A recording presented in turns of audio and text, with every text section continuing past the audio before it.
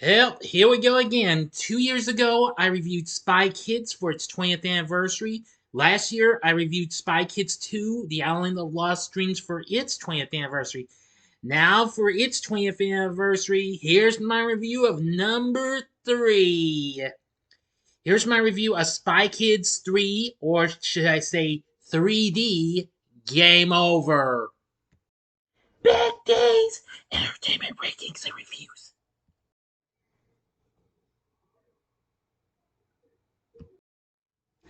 So, greetings, my fellow YouTubers, and welcome to Big D's Entertainment Rankings and Reviews. My name is Doyle, better known to as the Big D, and this time around, I bring to you a review of the 2003 spy action comedy flick Spy Kids 3, or Spy Kids 3D Game Over, released by Dimension Films, produced by Troublemaker Studios, and once again directed by Robert Rodriguez. This, of course, is the third installment of the Spy Kids franchise. And also, Robert Rodriguez wrote the script and co-produced the film with Elizabeth Avalon. Sorry if I mispronounced that. Back with us is Antonio Banderas, Carlo Gugino, Alexa Vega, Daryl Sabara, Ricardo Montalban, plus others. So many others. And also Sylvester Stallone as the main antagonist. However, unlike the last two films, this got mixed and negative reviews. However, it became the highest grossing film in the series of them all. And it was initially intended to be the final installment, but it was followed by a fourth film. But anyway, before I get started, if you haven't seen my reviews of the first two films, click on that card. It'll take you to my playlist that I fixed up for Spy Kids. In case you might have missed those two films, since I reviewed the first one in 2001 and the second one last year in 2022.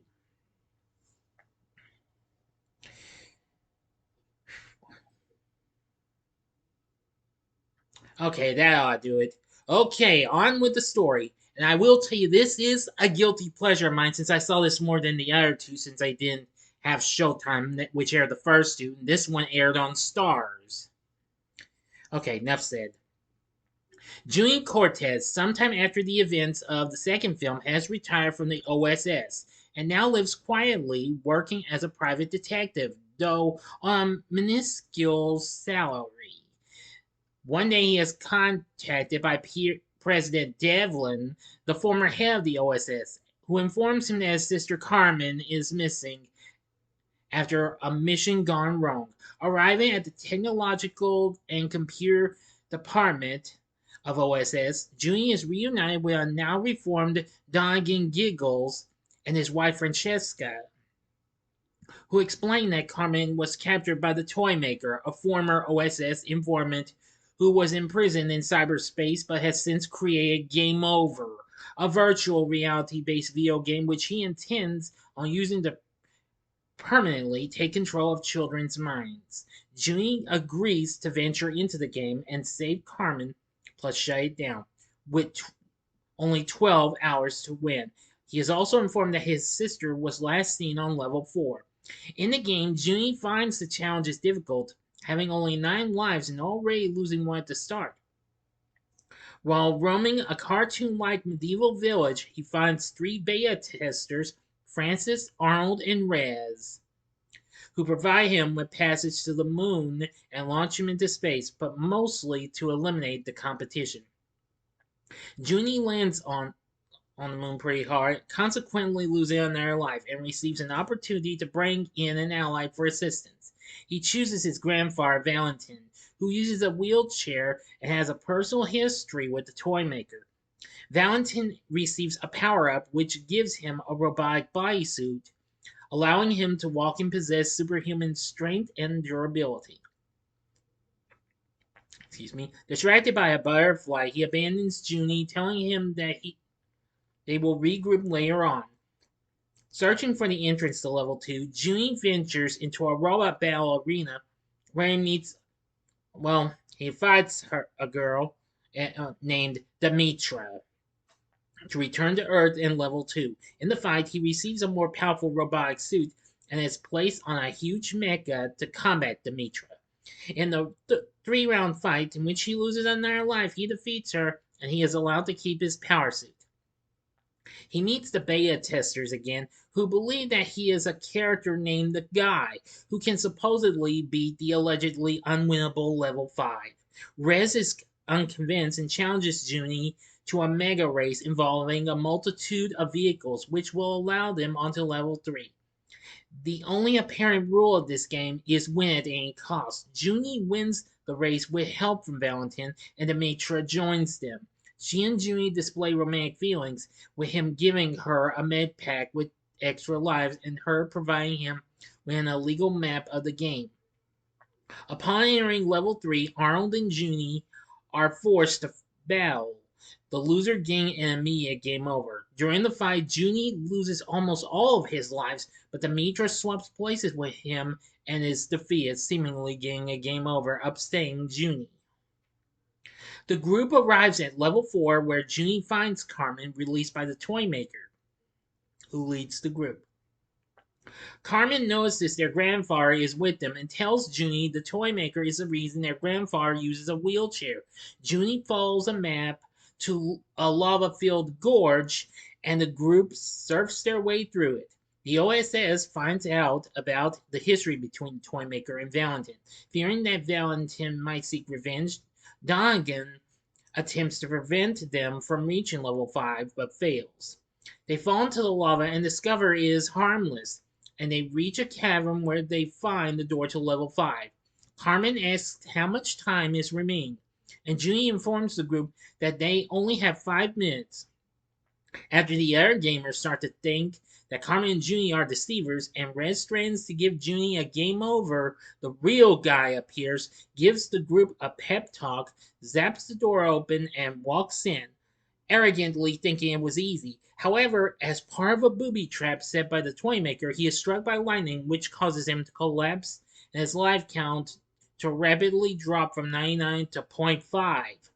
And after the Guy nervously says oops, the life count drops to 0, giving him a permanent game over, forcing the group to move on without him. But that was a lot of time. Alright, I'm going to the final act and the ending right now. So as always, you know the procedure. You have 5 seconds to stop this video, go to the description box below, and fast forward to the time below. If you've seen the movie already, please continue with.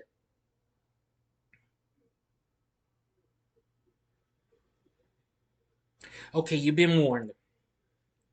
In the level 5 zone, a purple cyberspace, Demetra appears claiming to have re-entered the game via a glitch, but Carmen identifies her as a deceiver, a program used to mislead players. Demetra confirms this and apologizes to a stunned Junie before the toy maker attacks them with giant robots. Valentin appears, holding the entrance back to the real world open so the group can escape. Demetra, shedding a tear, quickly holds the door open so he can go with them. Upon return, though, it is revealed that Valentin had released the toy maker with the villain's robot army now attacking the city. Junie and Carmen summon their family members, parents Gregorio and Ingrid, Gregorio's brother Isidore Mache Cortez, their grandfather, and Uncle Felix. With too many robots to handle, Junie calls out for everyone to help, summoning Fig and Floop, his assistant minion, the robot children, Dinky Winks, and his son Romero and the Sport, as well as Gary and Gurry Giggles. All of the robots are destroyed except for the toy makers. Valentin confronts the toy maker about his actions and forgives him for what he did, which Valentin had been trying to do for 30 years. The toy maker shuts down his robot and joins the rest of the Cortez family and their friends in celebrating their families. End of story. So what did I think of Spy Kids 3 Game Over? Well, I'm gonna say it was fun and what have you. Well, I know, I'm sure a lot of people, well, most of y'all like the first two over this, and I completely do agree. Anywho, I still think it was pretty good and what have you. Anyway, and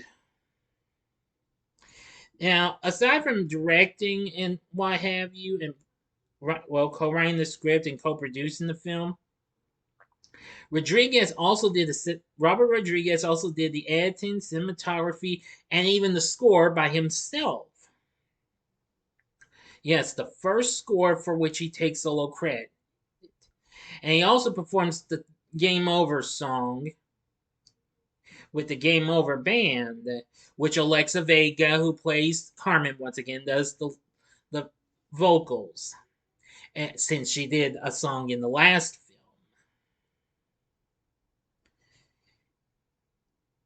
So anyway, the soundtrack and score for this wasn't too bad.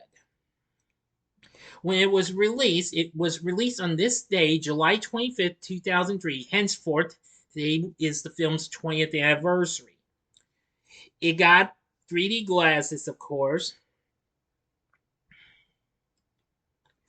and when it was released on video and DVD in February of the following year, the film's 3D effect was not removable on the DVD release. But a 2D version was available on the second disc and on television airings, which that's where I saw it. In April of 2011, it was re-released, but only in the 2D format. It was later released on Blu-ray in 2011, just a 2D version again, and then the following year, Lionsgate, now having the distribution rights for some of Dimensions library, released the 3D version as a double feature with another a film that would hang on a second, with The Adventures of Shark Boy and Lava Girl, which was released a couple of years later after this. Now then, the film received mixed reviews, almost negative reviews. Rotten Tomatoes has it rotten at 45%, saying the movie will be found wanting if one is not taken by the 3D visuals. Yes, I kind of do agree with the 3D versions, even if you watch in 2D form. Now, according to one source, they say the 3D process will hurt your eyes. The on screen characters who also wear the glasses even say so when it's time to take them off. One reviewer said it's murky and purple like a window smeared with grape jello.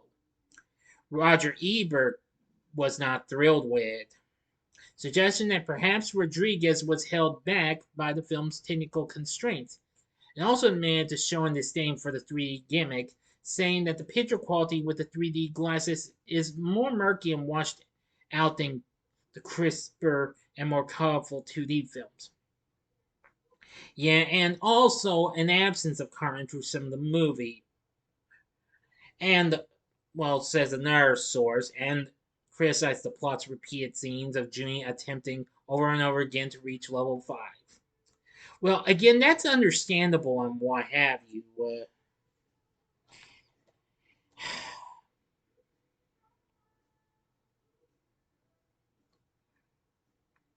Now, the reason some characters were in minor roles and cameos, well, was because Rodriguez was filming another film, which was Once Upon a Time in Mexico, while writing the film, which would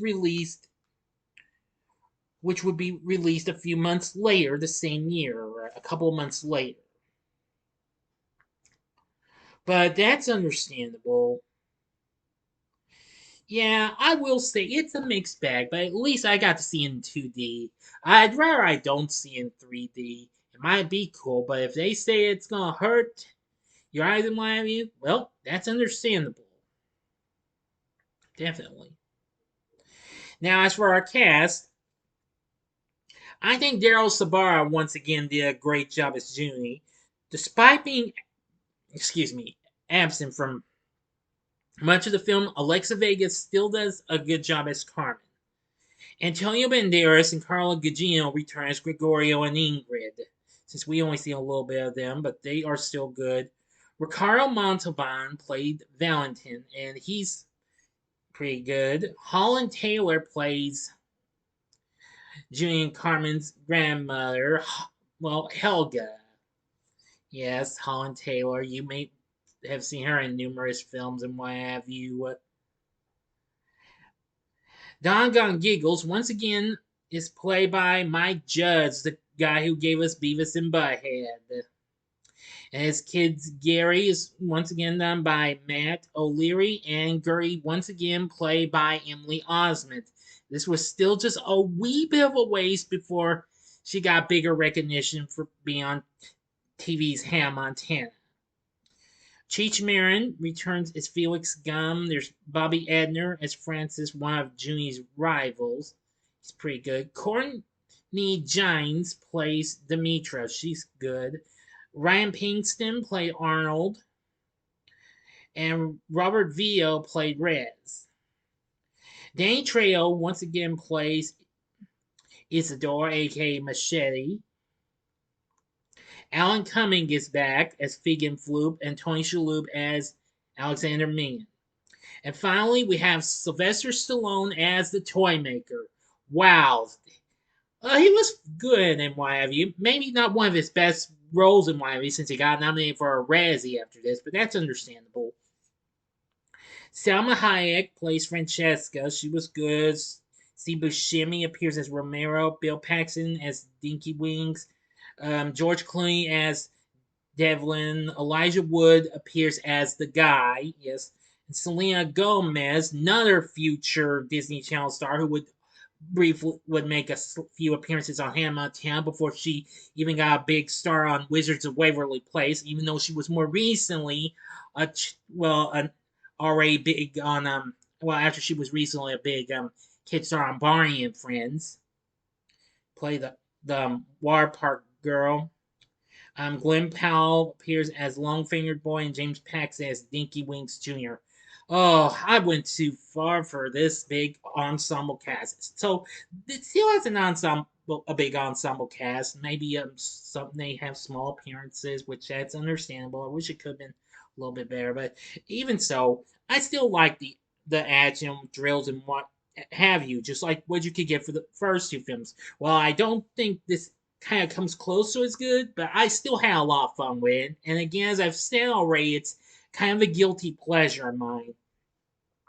So with everything I've said about Spy Kids 3D Game Over, would I recommend it? Well, I'd say just to be on the safe side, a one-time watch. That's my answer. But only if you are a hardcore completionist, okay? And if you're not satisfied with it, then stick with the first two, okay? So what did you think of Spy Kids 3, or should I say 3D, Game Over? Let me know in the comments section below. If you liked the video, click the like button, subscribe, and be a part of the Big D Nation.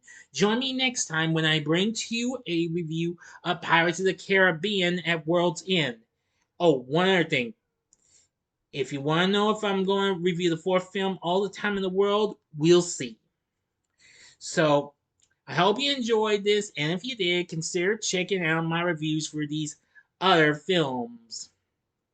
In the upper left-hand corner is my review of a film I was just talking about that will be released a little after this, and that's The Adventures of Shark Boy and Lava Girl from 2005. The upper right-hand corner is my review of an underrated but still pretty reasonable favorite. Well, not favorite.